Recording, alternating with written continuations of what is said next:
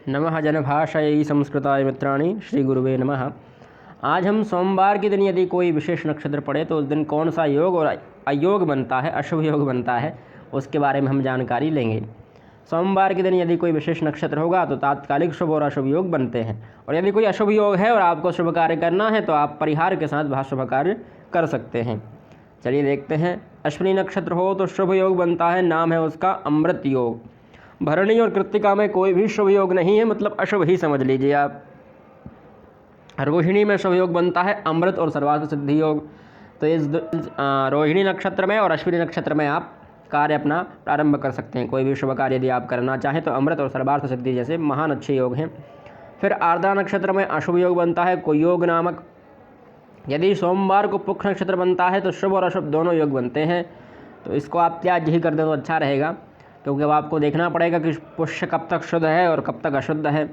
तो इसके लिए आप त्याज्य ही कर दें तो शुभ सर्वार्थ सिद्धि योग बनता है और अशुभ को योग बनता है। आश्लेषा और मघा में भी कोई शुभ योग नहीं है। पूर्वा फाल्गुनी में शुभ योग है। पूर्वा फाल्गुनी और उत्तरा फाल्गुनी में शुभ, दोनों में शुभ योग हैं। अमृत और अमृत दोनों में अमृत अमृत योग हैं। इस दोनों पूर्वा फाल्गुनी उत्तरा फाल्गुनी दोनों फाल्गुनियों में आप अपना कोई भी शुभ कार्य प्रारंभ कर सकते हैं। हस्त में शुभ योग है प्रशस्त और अमृत, इस दिन भी आप कोई अच्छा कार्य कर सकते हैं। चित्रा नक्षत्र में दग्ध योग बनता है। यात्रा आदि शुभ कार्य आपको त्याज्य करने चाहिए।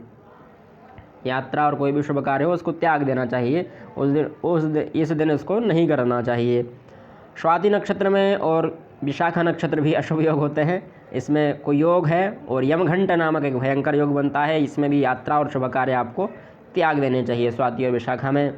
अनुराधा में शुभ नक्षत्र है अनुराधा, तो सर्वार्थ सिद्धि योग बनता है, और सर्वार्थ सिद्धि योग बनने से आप कोई भी कार्य कर सकते हैं। सर्व प्रकार की सिद्धियां हो सकती हैं।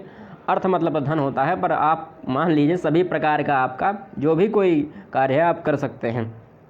फिर ज्येष्ठा मूलमा में कोई भी शुभ योग नहीं है। पूर्वाषाढ़ा और उत्तराषाढ़ा में अशुभ योग हैं उत्पात योग और मृत्यु योग।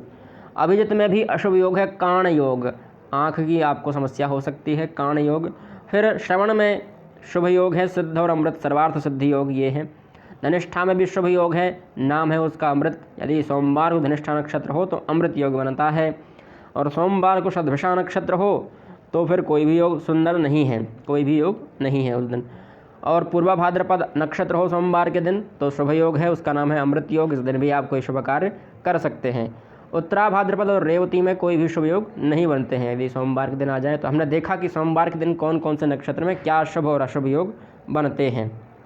आप लोगों को अब कुछ जो त्याज्य घटियाँ रहती हैं वह और देख लीजिए। सिद्धांश वज्र और मुदगर योगों की आरंभिक 5 घटी हम पहले भी बता चुके हैं।